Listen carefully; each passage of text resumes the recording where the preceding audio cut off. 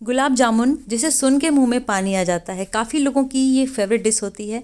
लेकिन कभी कभी जब हम गुलाब जामुन के लिए मावा हमारे पास नहीं होता तो हम ब्रेड का गुलाब जामुन बनाते हैं। और ब्रेड का गुलाब जामुन बनाना तो वैसे बहुत ही आसान है, सुन के भी काफ़ी इजी लगता है, लेकिन कभी कभी जब हम इसे बनाते हैं तो इसके बीच में गुठलियाँ आ जाती हैं या फिर फ्राई करने में ये फट जाता है।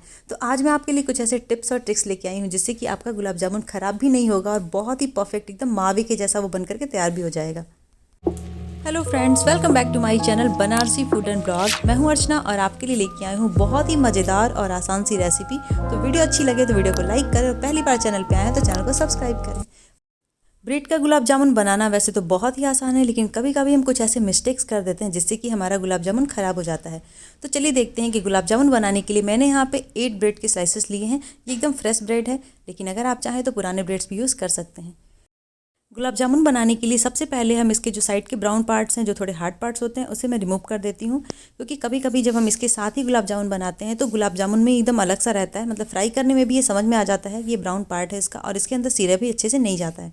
तो यहाँ पे देखिए मैं इसके चाकू की हेल्प से मैं इसके साइड्स को कट कर लेती हूँ। इसी तरीके से मैंने 8 ब्रेड के स्लाइसेस को भी कट करके साइड से निकाल दिया है। उससे पहले गुलाब जामुन बनाने के लिए सीरे की बहुत ज़रूरत होती है। सीरा का भी एक बहुत ही इंपॉर्टेंट रोल होता है। तो यहाँ पे मैंने 1 कप चीनी और उसके साथ ही 1 कप पानी लिया है और इसे मैं गैस पे चढ़ा देती हूँ। और गैस पे चढ़ाने के साथ ही मैं इसमें डाल देती हूँ 2 कूटे हुए इलायची, और मेरे पास थोड़े से सैफ़रॉन के धागे थे तो मैं उसे भी इसके अंदर ऐड कर देती हूँ। अगर आपके पास सैफ़रॉन के धागे नहीं हैं तो आप टोटली स्किप कर सकते हैं। आप चाहें तो इसके अंदर थोड़े से रोज़ एसेंस या फिर केवड़ा एसेंस भी ऐड कर सकते हैं।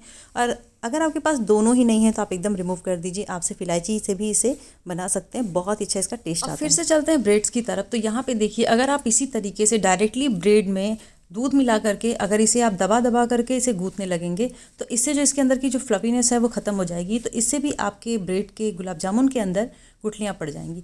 तो ये देखिए ब्रेड बहुत ज़्यादा फ्लफी होता है, तो इसे हमें डायरेक्टली इस तरीके से नहीं गूँथना है।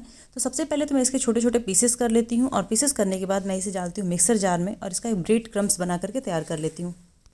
तो सबसे पहले तो आप जब भी ब्रेड से गुलाब जामुन बना रहे हैं तो उसे कुछ इस तरीके से क्रम्स तैयार करके ही आप बनाएं। इस तरीके से ब्रेड की जो फ्लपीनेस है वो ख़त्म नहीं होगी और आपका गुलाब जामुन भी बहुत अच्छा फ्लपी होगा और अंदर से उसके अंदर गुठलियाँ नहीं पड़ेंगी।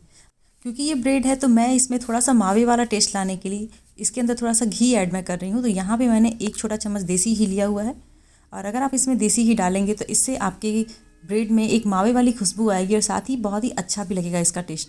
तो इसे बहुत दबा दबा करके आप ना इसे मिलाएं। तो घी अच्छे से पूरे ब्रेड के अंदर मिक्स हो चुका है। तो अब इसे चलते हैं गूँथने की साइड में। तो यहाँ पे मैंने लिया 1/4 कप गुनगुना दूध। दूध बहुत ज़्यादा गर्म भी नहीं होना चाहिए, बहुत ठंडा भी नहीं होना चाहिए। इससे घी पूरे ब्रेड में अच्छे से मिक्स भी हो जाएगा। तो यहाँ पे भी आप देख सकते हैं कि मैंने बहुत ही हल्के हाथों से मैं इसे मिला रही हूँ। तो 1/4 कप दूध मैंने इसके अंदर ऐड कर दिया, लेकिन अभी मुझे थोड़े और दूध की ज़रूरत पड़ेगी। 1/4 कप दूध के अलावा मैंने इसमें 2 चम्मच दूध और ऐड किया है। टोटल मैंने इसमें 6 बड़े चम्मच दूध यूज किए हैं। और आप देख सकते हैं कि मैं बहुत ही हल्के हाथों से इसे गूँथ रही हूँ। ऐसे ही आपको भी मिलाना है। इस तरीके से जब आप बनाएंगे तो आपका गुलाब जामुन बिल्कुल ख़राब नहीं होगा, बहुत ही परफेक्ट तैयार होगा। तो यहाँ पे मैं आटे को इकट्ठा कर लिया और इसे मैंने टोटल मेरा कंप्लीट हो चुका है जिस तरीके से मुझे गूँथना था इसे। और इसे मैं 10 मिनट के लिए छोड़ देती हूँ ताकि ये जो दूध है वो ब्रेड अच्छे से एब्जॉर्ब कर ले। तो आप देख सकते हैं कि चाशनी में भी अच्छे से उबाल आ रहा है। चाशनी को मुझे बहुत अधिक ना गाढ़ा रखना है ना पतला रखना है, ना ही मुझे कोई तार चाहिए इसमें। बस मुझे हल्की सी चिपचिपी सी चाशनी बनानी है, क्योंकि अगर चाशनी बहुत ज़्यादा गाढ़ी रहेगी तो ब्रेड जो है वो अंदर एब्जॉर्ब नहीं करेगा, तो इससे गुलाब जामुन के अंदर सीरा पूरा नहीं जाएगा। तो यहाँ पर आप देख सकते हैं कि चाशनी तैयार हो चुकी है। 7-8 मिनट के बाद मैंने जब देखा तो डो बहुत अच्छे से सॉफ्ट हो चुका था। तो एक बार हल्का सा इसे मैं और अच्छे से मिक्स कर लेती हूँ। और मिक्स करने के बाद इसकी मैं बना लेती हूँ गोलियाँ। तो जिस साइज़ या शेप की गोलियाँ आपको चाहिए आप उस साइज़ से बना सकते हैं। तो सबसे पहले तो मैं बराबर बराबर इसके हिस्से ले लेती हूँ, जिससे कि सारे गुलाब जामुन मेरे एक साइज़ के रहें। और उसके साथ ही मैंने लिए हैं थोड़े से काजू कट करके, और थोड़ा सा मैंने लिया है किशमिश, जिससे कि मैं इसके बीच में रखूँगी। तो सबसे पहले एक गोली उठाएं और उसके बीच में थोड़ा सा इस तरीके से स्पेस बना लें, और इसके बीच में मैं डाल रही हूँ एक किशमिश और थोड़े से काजू। अगर आप काजू किशमिश नहीं डालना चाहें तो आप इसके बीच में इलायची दाना भी ऐड कर सकते हैं, और अगर आप चाहें तो सिर्फ किशमिश भी ऐड कर सकते हैं। इस तरीके से जब आप बनाएंगे तो इसके बीच में बहुत अच्छे से सीरा जाता है। तो यहाँ पे देखिए मैं इसका गोला तैयार कर रही हूँ। गोले को भी मैं बहुत हल्के हाथों से तैयार कर रही हूँ, और साथ ही आपको ये भी ध्यान रखना है कि इसके ऊपर कोई क्रैक्स ना रहे, क्योंकि अगर आपके गुलाब जामुन के ऊपर क्रैक्स रहेंगे तो गुलाब जामुन घी में जाते ही फट जाएगा। तो यहाँ पे आप देख सकते हैं कि बिल्कुल इसके ऊपर कोई क्रैक्स नहीं है, बहुत अच्छे से ये गोला तैयार हो चुका है। और सेम इसी तरीके से मैं दूसरा गुलाब जामुन भी तैयार कर लेती हूँ। तो बीच में बनाए स्पेस, इसके अंदर थोड़ा सा डालें किशमिश, थोड़े से काजू के टुकड़े। आप चाहें तो इसके बीच में कुटी हुई इलायची भी ऐड कर सकते हैं।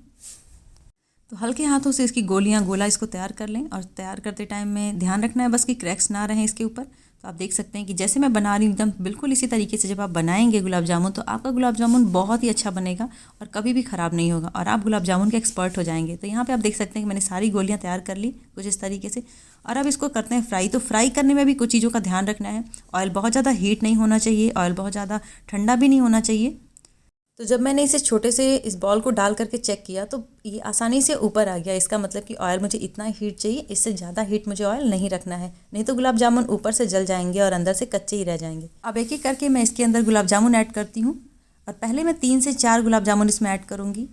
और यहाँ पे मुझे ये ध्यान रखना है कि गैस का फ्लेम ना बहुत ज़्यादा हाई रखना है ना बहुत ज़्यादा लो रहेगा, क्योंकि जैसे ही अगर ये लो रहेगा तो गुलाब जामुन के अंदर पूरा घी भर जाएगा और गुलाब जामुन आपका बिल्कुल भी टेस्टी नहीं लगेगा।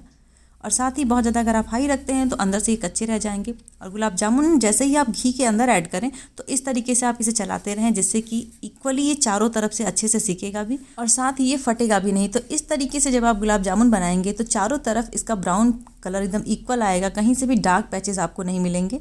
इस प्रोसेस को बहुत ही धीमे धीमे और हल्के हाथों से करना है। बहुत इसका कलर भी बहुत अच्छा आ चुका है और ये अच्छे से सीख भी चुका है। तो मैं इसे निकाल लेती हूँ, ऑयल से बाहर कर लेती हूँ और अब मैं इसे सीरे के अंदर ऐड करती हूँ। तो इससे पहले भी आपको ध्यान रखना होगा कि जब भी आप इसे सीरे के अंदर ऐड करें तो सीरा आपका गर्म होना चाहिए, क्योंकि मैंने जस्ट अभी सीरा तैयार किया है तो सीरा मेरा अच्छा खासा गर्म है। तो अब मैं इसे ऐड कर देती हूँ सीरे के अंदर। सेम प्रोसेस से मैं बाकी के सारे गुलाब जामुन फ्राई कर लेती हूँ। सभी फ्राई किए हुए बॉल्स को मैं चाशनी के अंदर ऐड कर देती हूँ और आधे घंटे के लिए इसे ढक करके छोड़ देती हूँ। आधे घंटे बाद जब मैंने देखा तो सारे बॉल्स चाशनी के नीचे सिंक हो गए थे। इसका मतलब कि ये अच्छी तरीके से चाशनी को एब्जॉर्ब कर लिया है और गुलाब जामुन भी अच्छे से तैयार हो चुके हैं। तो अब मैं आपको दिखाती हूँ इसे कट करके कि कितना सॉफ्ट ये बना हुआ है। तो ये देखिए, कोई पैचेस नहीं है, कहीं से कोई क्रैक्स नहीं है, एकदम परफेक्ट गुलाब जामुन बन करके तैयार हो चुका है। मैं आगे इसे कट करके भी आपको दिखाऊंगी कि कितना सॉफ्ट है ये अंदर से।